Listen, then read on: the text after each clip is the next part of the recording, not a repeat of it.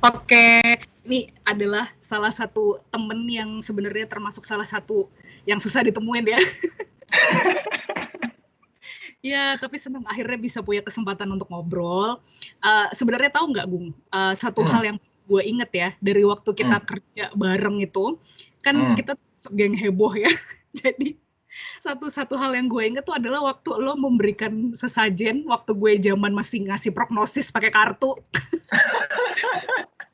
Terus gue Gue cuma ngasih bercanda apa emang? kan, gue cuma bercanda sama lo, Gung, apa namanya, oke, kalau misalnya kita mau diskusi soal prognosis lo, lo harus ini ya, kasih cemilan buat gue. Terus bener dong, setelah gue selesai ngajar tuh di meja gue tuh, di desk gue tuh udah ada banyak makanan, ada beberapa gitu. Terus gue Nah, kaget, ya ampun diseriusin. Terus gue jadi inget, gue pikir itu semacam tiket buat supaya lo mau baca-baca gue. gue bercanda doang kali. Ya, tapi terima kasih ya anyway dulu ya, Iya, memberikan iya, iya. cemilan. You're welcome. Oke, nah sekarang gue mau ngobrol-ngobrol Mhm. sama ini. Nah kan kemarin kita udah sempat diskusi ya via WhatsApp. Jadi aku udah memberikan ya beberapa hal yang bisa kita diskusikan. Ini berkaitan dengan ini ya program scholarship kan, Siap, gitu. siap. Terus gue pengen tanya dong, Gung, lu kan Hmm. pertama ambil scholarship dulu atau lu kuliah di Indonesia dulu sih? Eh, jadi kan gue lulus S1 ya, sarjana waktu itu. Hmm? eh gue sempat inilah, apa namanya, nyari-nyari kerja biasalah. Ya. Terus gue nemu kampus Mm-mm. yang itu full scholarship gitu loh. Mm. Nah, Mm-mm. jadi gue tertarik kan. Mm. Wah, boleh nih gue coba. Terus singkat cerita gue masuk. eh, di situ baru ketahuan bahwa kampus itu namanya Unhan ya, Universitas Mm. Mm. Pertahanan. Ya. Itu emang full scholarship kan. Jadi lu sama sekali, gue ya dari masuk sampai Mm. wisuda itu gak pernah ngeluarin duit sepeser pun gue. Oh, oke. Semuanya free. Ya. Jadi lo dapat scholarship-nya dari Unhan itu? Iya, karena kan itu salah satu kampus yang di bawah kementerian ya, Kementerian Ya. Pertahanan. Mm. Jadi dia semuanya mulai dari tuition fee, Mm. terus apa namanya, lo bahkan dikasih fasilitas mes ya atau wisma lah kali ya bahasa kita. Nah itu disediain gitu. Ya. Mm. Terus berarti lo menyelesaikan dulu studi S1 lo, abis itu lo ini apply atau di tengah-tengah studinya itu kayak mix gitu? Setelah Ran, karena kan itu S2 ya? magister S2. Besar. Oh, gue pikir tuh kayak ini loh, kayak misalnya ada di salah satu universitas negeri itu kan ada ya yang mereka programnya kayak internasional gitu kan.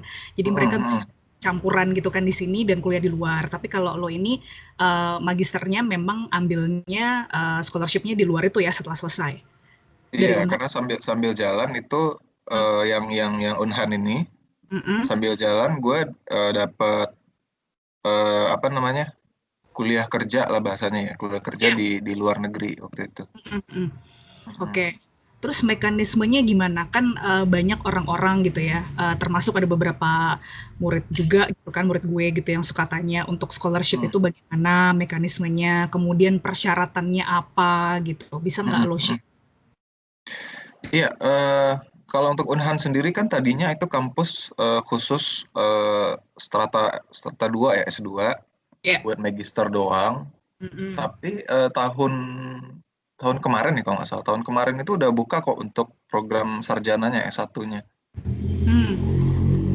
Contoh program studinya itu ada kedokteran militer, Ya. ada apa ya gue lupa, biologi atau apa gitu. Mm-mm. Dan itu sarjana, jadi itu free. eh Lu tinggal tes, kalau Mm-mm. prosedurnya ya tes, Ya. wawancara, Mm-mm. terus ya udah nunggu pengumuman gitu loh. Dan Mm. itu free dari awal masuk sampai wisuda tuh nggak keluar duit sepeser pun loh, free free semua. Mm. Mm. Tapi sebenarnya kesempatan untuk mendapatkan ini kan karena lo bilang tadi semuanya benar-benar dibiayai, berarti sebetulnya kesempatannya juga nggak terlalu besar dong untuk lo mendapatkan scholarship itu kan. Apakah kesempatannya itu peluangnya kecil atau menurut lo gampang aja atau biasa aja atau gimana? Untuk Kalau zaman gua dulu kayaknya masih masih sepi ya, orang-orang pada nggak tahu gitu. Dan Hmm, dulu kan apa sih ini pertahanan gitu kan, orang kayak iya. berbau militer gitu kan, orang jadi mikir dua kali kan.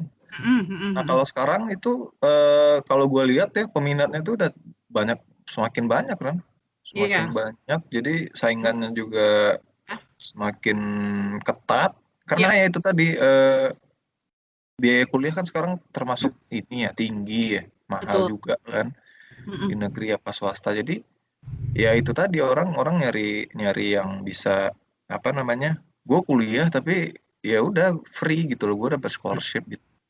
Mm. Oke, terus nih ya, pasti kan ada perbedaan ya Hmm. dalam beberapa aspek lah ya, untuk Hmm. misalnya metodologi, kemudian secara aplikasi gitu kan, Hmm. ketika belajar di negara lain. Nah, kira-kira apa sih hal yang paling lo apa ya, yang paling lo inget gitu ya dari proses lo belajar pada saat di luar itu, yang masih lo aplikasikan sampai sekarang, yang bener-bener lo inget dan berkesan? Apa ya? Yang pertama pastinya language ya. Mm-mm. Jadi kita harus sesuaikan dengan negara ataupun kampus yang ingin kita tuju. Mm-mm. Biasanya kan ada matrikulasi tuh. Ya, Jadi matrikulasi. diajarin bahasa dulu, misalnya lu kalau misalnya ke US ya bahasa Inggris, Mhm ke mhm. Rusia ya bahasa Rusia kayak gitu. Mhm. Kalau yang paling berkesan sama gua di belajar di luar itu adalah apa ya? Mindset kali ya. Mindset, Jadi, oke. Mhm. jadi mereka itu punya sudut pandang sendiri lah dalam melihat, misalnya kita study case nih. Mhm. Nah, mereka punya semacam apa ya bahasanya itu ya, eh, cara problem solving yang beda dari yang biasanya kita pelajari di kampus di Indonesia gitu. Mhm. Dan mereka kasih istilahnya itu international best practice. Mhm. Jadi semacam rangkuman-rangkuman teori-teori Mhm. dari macam-macam. Karena gue kan manajemen ya, Mhm. S2 gue manajemen, jadi ya kita kalau dikasih study case, eh, salah satu formula yang gue ingat itu adalah yaitu tadi international best practice itu. Jadi bisa applicable di macam-macam negara seperti Indonesia, Singapura, Inggris, kayak kayak gitu juga gitu Mmm. mindsetnya. Oke oke oke. Nah, terus, gimana dengan proses, belajarnya? Tadi kan, mindset ya, yang mungkin Mm-mm, paling pengaruh gitu kan. Jadi, mm-mm, bagaimana lo menyelesaikan masalah tadi problem solving ya, dan juga mungkin mm-mm. dari perspektif. Nah, kalau dari segi metode belajarnya yang paling lo suka dan paling lo inget itu apa? Yang membedakan significantly atmos. Eh, Lebih banyak di study case ya. Jadi kita dikasih kasus. Gue ingat Ya. banget itu sampai ada satu buku ya, satu bundel Mhm. itu isinya negara fiktif. Oke. Dia punya masalah katakanlah terorisme gitu ya. Mhm. Terus kita dikasih opsi gitu. Mhm. Kalau milih ini alasannya kenapa, kalau milih ini alasannya kenapa kayak gitu. Mhm. Jadi itu kayak sharpen analisis kita ya, kayak ketika kita banyak dikasih study case, dikasih kasus-kasus, Mhm. itu biasanya eh, ngena gitu loh daripada Iya, hanya belajar. Kadang-kadang kan ngebosenin ya kalau belajarnya teori doang, benar. terus baca buku segala macam, jurnal. Mhm. Akan lebih fun itu ketika ada simulasi, ketika Mhm. ada study case, ada sampai gue dikasih bundel negara fiktif kayak gitu, menurut gue Mhm. cukup menarik sih. Jadi topiknya itu, lo kalau dengar kata manajemen mesti bawaannya bosen gitu kan. Mhm. Apaan Mhm. ini teori semua gitu. Iya. Tapi ketika mereka ini maksud gue dosen-dosen dari luar ya, Mhm. memberikan materi seperti itu Mm-mm. bahkan kelas 3 sampai 4 jam itu nggak kerasa gitu loh. Ya. Heeh. Kayak gitu Mm-mm. sih. Oke, ya. Terus apalagi hal-hal yang bisa misalnya di-share untuk misalnya ya calon mahasiswa gitu yang akan Hmm. lanjutkan gitu studi mereka ya ke perguruan tinggi, terus misalnya mau mengambil scholarship kayak atau misalnya mau kuliah di sini, apa ada tips-tips dari lo yang mungkin bisa berguna untuk diaplikasikan? Nah, ini kan pemilihan jurusan di awal nih kan lo kan Unhan ya. Nah, Hmm. Hmm. jurusan lo ini apa sih? Mungkin lo bilang nggak akan menarik ya, tapi yang lo pelajarin tuh apa? Jurusan gue tuh manajemen pertahanan sebenarnya. Pertahanan. Oke, Heeh. bisa nggak lo lebih mendeskripsikan atau menjabarkan secara ya in general aja sih, itu apa sih kalau misalnya ada orang yang berminat untuk lebih tahu, kan jadi Hmm. mereka Hmm. punya gambaran nih, gitu. Yang lo pelajarin tuh apa, Hmm. terus ya hal-hal apa yang menarik dari jurusan lo ini? Sebenarnya sih basic ilmunya manajemen ya. Ya. Mm-mm. Basic ilmunya tuh manajemen biasa lah kayak MM gitu ya, program Mm. MM. Mm-mm. Cuman yang membedakan lebih banyak applicable di dunia defense memang Ya, atau ya. military lah kayak kali ya. Mm-mm. Jadi ketika kita membedah suatu kasus pun lebih banyak itu memang di Kementerian Pertahanan, terus Mm. bicara anggaran pertahanan, Mm. bicara security. Biasanya Mm. kalau anak HI itu seneng yang kayak gitu, Mm. security, terus defense. Ya, ya, ya, ya, ya, ya, ya. Jadi kesannya kayak keren gitu sih Ran. Iya sih, karena pas gue baca gitu kan kalau jurusan lo ya terutama ya manajemen atau pengelolaan pertahanan nih merupakan kegiatan strategis dan kebijakan yang meliputi perencanaan, pelaksanaan, pengawasan dan pengendalian pertahanan negara. Itu Nah, tuh. aduh, kok kayaknya serius banget. Jadi sebenarnya nih ya gitu, hal apa sih yang membuat lo tertarik masuk ke dalam jurusan ini dan apa yang bisa lo share gitu kan, Hmm. yang apa ya, yang mungkin bisa membuat calon mahasiswa gitu untuk berpikir, oh ya ini kayaknya boleh juga nih untuk ngambil jurusan ini gitu. Nantinya gimana prospeknya?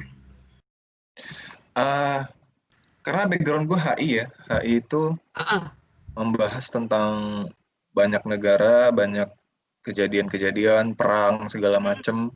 mm, Eh, dari sarjana pun gue udah tertarik dengan isu-isu keamanan seperti mm, terorisme, mm, terus apa teori-teori perdamaian kayak gitu, manajemen bencana juga kita mm, bahas, mm, mm, teori resolusi konflik.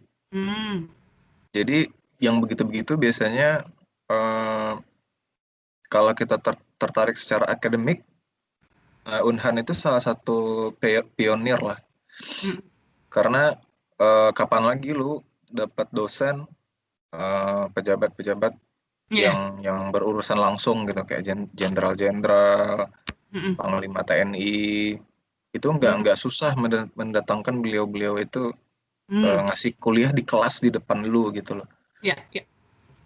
Bahkan dulu dosen gue sempat mantan menteri juga, mantan Oke. menteri. Jadi orang yang menguasai banget praktikal dan teoretikal bidang tersebut.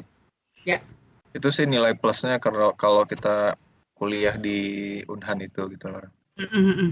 Dan jangan khawatir sih sekarang gue kan dulu masuk 2014 ya. Ya. Kalau sekarang sih udah mulai banyak kerjasama ya, Mm, kerjasama dengan industri, dengan kampus-kampus juga dari luar negeri. mm. Jadi peluangnya itu terbuka terbuka banget sebenarnya. Apalagi Oh, dengan adanya sekarang ada fakultas baru mm, teknologi pertahanan.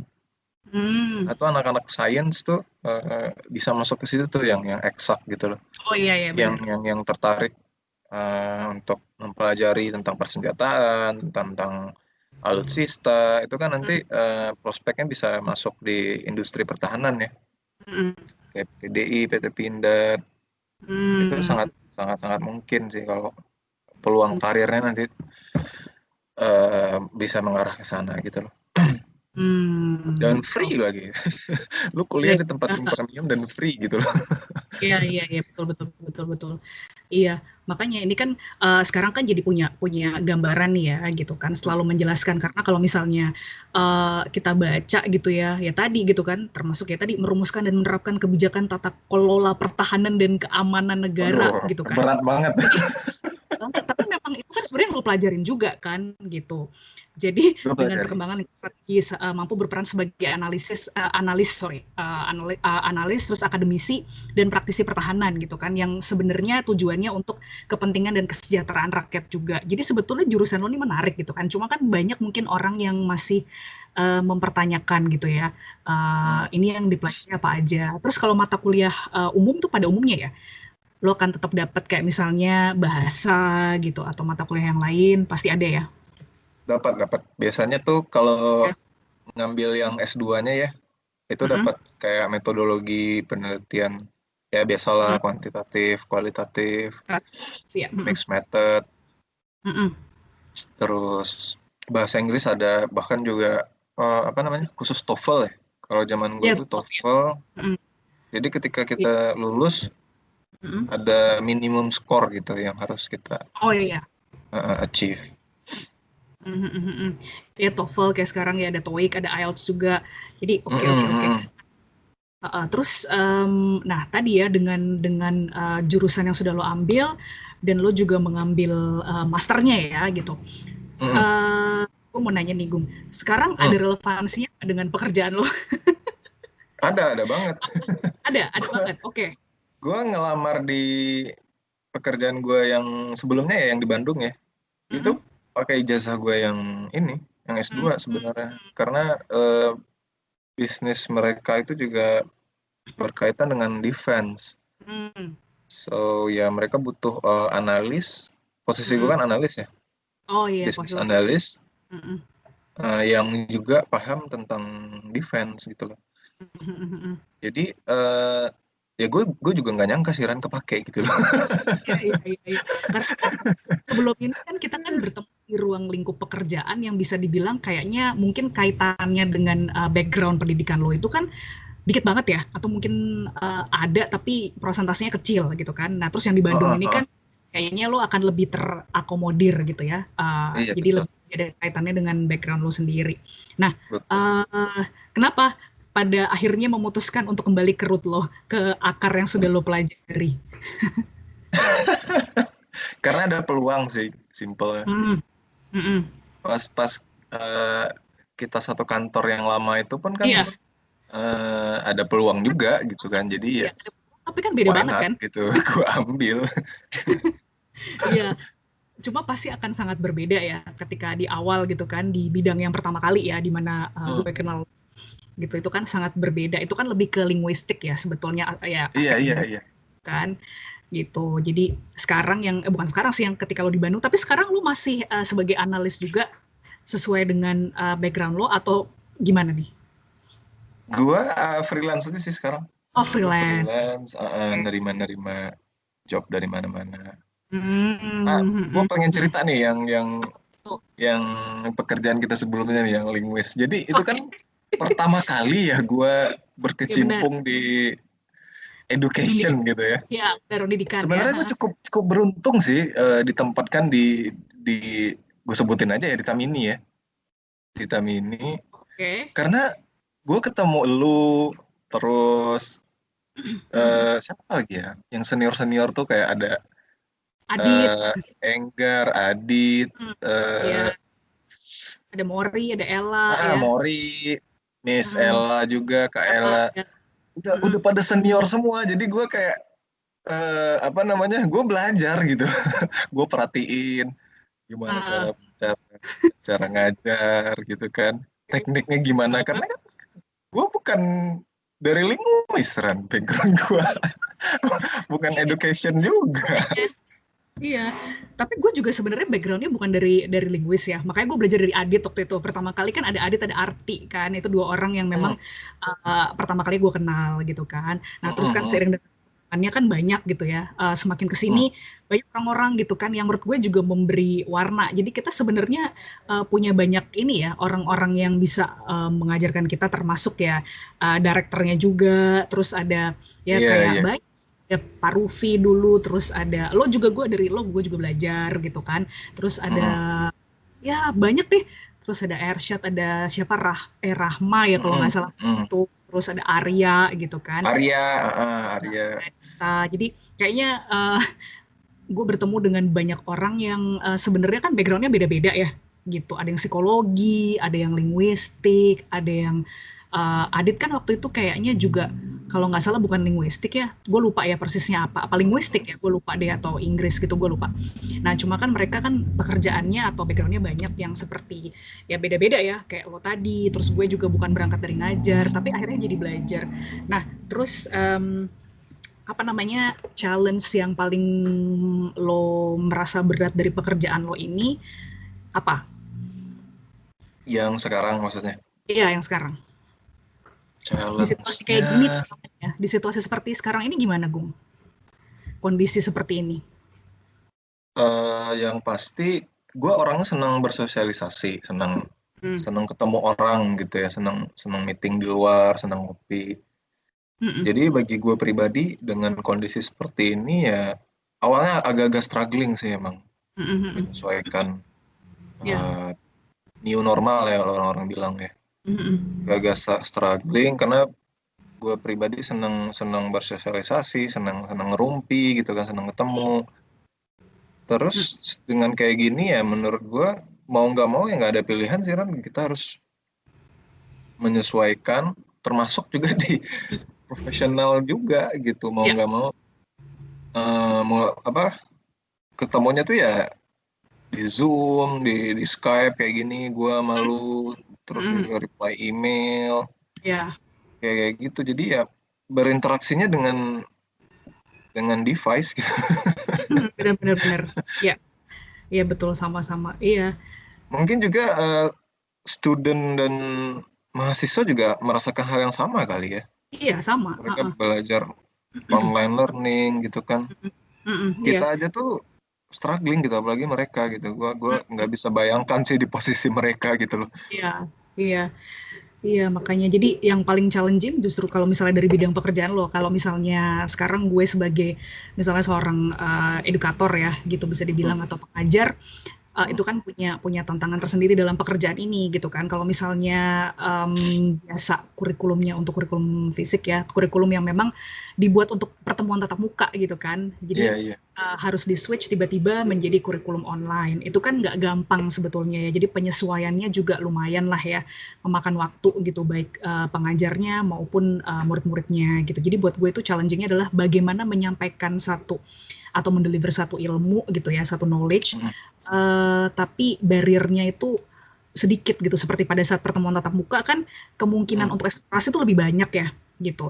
ya. Tapi kan pada saat online ya tadi gitu ada hal-hal tertentu yang mungkin tidak bisa dijelaskan secara online ya meskipun sekarang ya mau nggak mau harus disiasati gitu ya dengan menggunakan beberapa website Iya, iya, tambahan iya.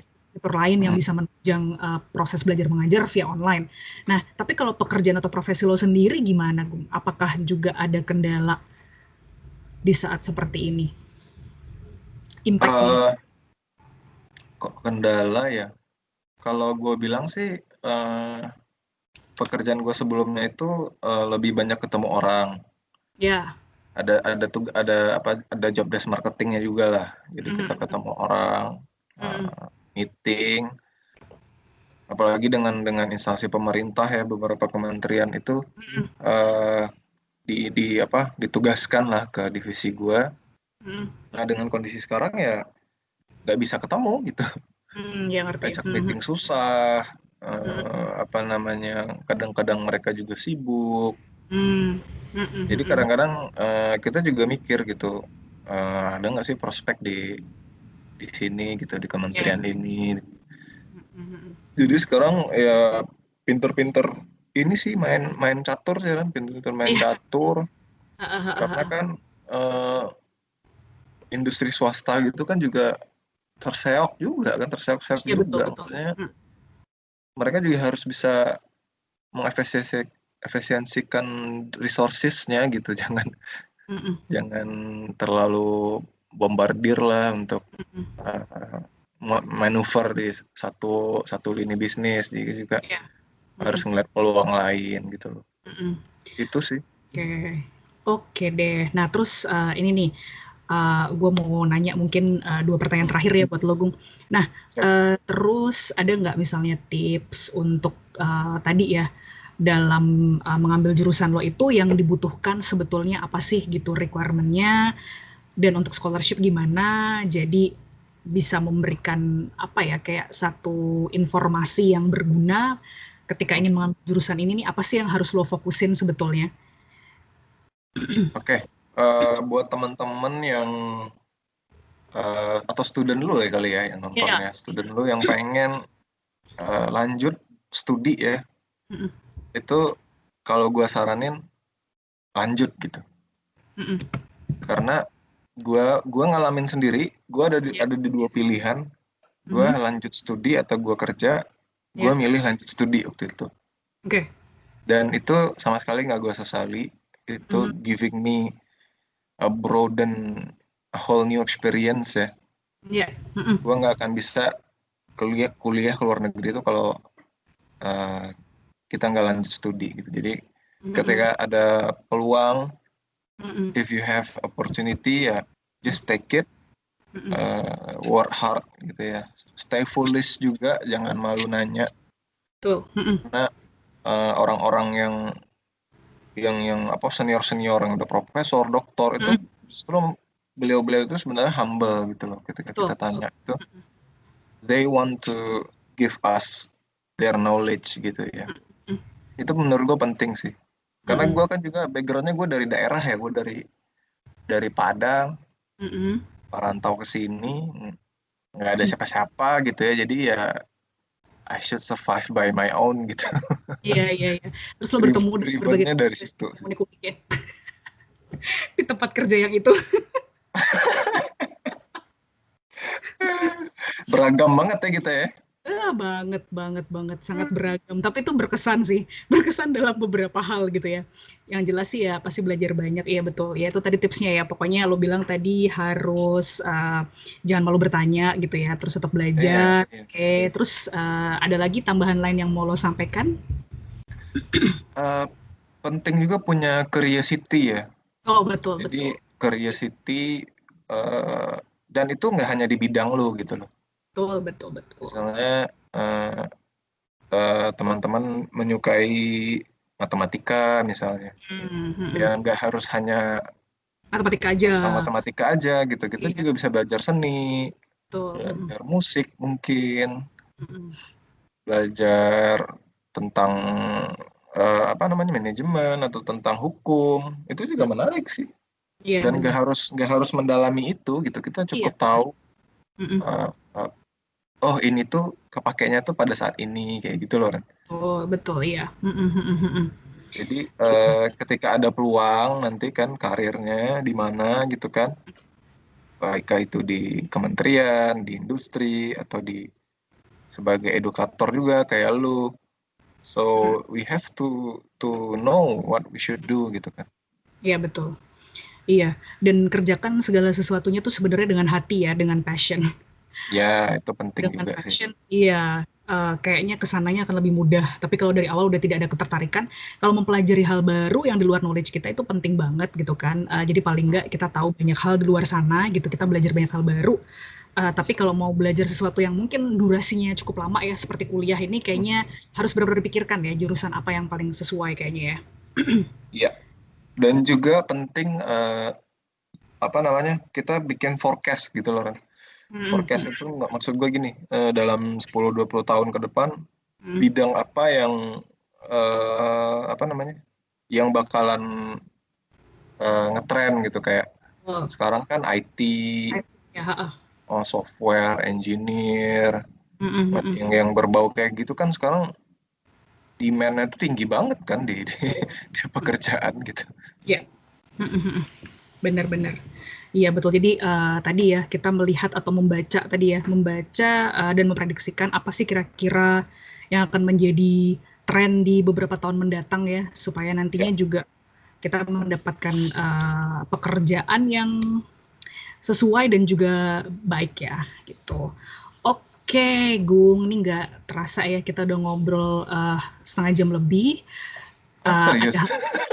Baru 10 menit? Baru 10 menit. Emang kalau di sini tuh berasanya kayak baru 10 menit, padahal udah setengah jam gitu, atau udah 40 menit. Iya. Ntar kelamaan buat konten lo ya, bosan. Iya, nanti kelamaan. Soalnya masalahnya kita kontennya sangat berfaedah nih, jadi tuh apaan sih gitu. Siap. Bukan apa nih, maksudnya kalau orang-orang yang tidak intuit gitu kan, yang mereka mungkin tidak terlalu peduli pada hal-hal detail tuh kan kadang-kadang suka alas skip gitu kan. Maksudnya ya sebenarnya sih kalau bisa sih jangan di skip ya, karena informasi-informasinya kan ada di akhir gitu ya. Kalau dari Miss Rani mah penting semua kali. Terima kasih. Kan gue juga dari kalian dari narasumber gue, makanya gue jadi belajar hal baru gitu kan. Tapi ya. gue kenal lu ya, gue ingat lu tuh ya itu kartu-kartu itu kan. Iya, jadi jangan mengasosiasikan saya ya dengan kartu itu lagi. Itu udah lepas season lepas ya. Sepertinya udah pensiun kayaknya nih. Udah pensiun, iya benar. Profesi nih. Tapi dulu sebenarnya gue tuh lebih ketertarikannya menggali dari sisi ini ya, sisi psikologi sebetulnya. Kalau dari kartu-kartu itu ya, jadi gue ada ke situ juga kan gitu, ketertarikan ke situ, terus kayaknya dengan banyaknya karakter yang gue temui unik-unik gitu kan, makanya gue sampai beli buku psikologi abnormal, itu yang bikin kan Gerard K ya, dan itu tebel banget kan. Itu tebel setengah mati gitu kan. Jadi di situ banyak banget, ada psikosomatis, ada skizofrenia, terus habis itu ada misalnya kayak neurotik gitu-gitu, terus gue baca kan, terus ada ADHD, ada Asperger gitu kan, autistik.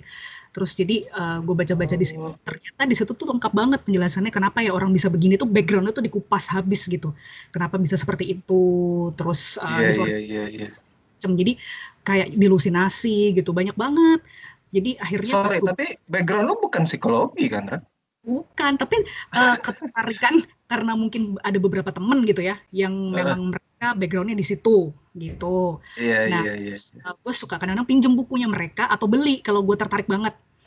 Nah, terus yang juga ada tuh waktu itu kalau nggak salah Emotional Quotient tuh bukunya Daniel Goleman, itu juga bagus tuh gue baca. Oh iya Daniel Goleman gue tahu. Ya itu gue baca juga. Terus ada juga kalau yang semi-semi kita mau lihat secara perspektif agama itu Latahzan itu juga bagus.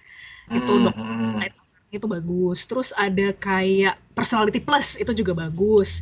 Jadi dia membahas kayak ada perfeksionis, melankolis gitu kan, koleris. Nah itu juga gue baca-baca. Nah terus gue tertarik mencoba mengaitkan dengan tarot. Tapi orang-orang itu akhirnya dibuat jadi kayak, Ran gimana ya? Apa yang akan terjadi deh?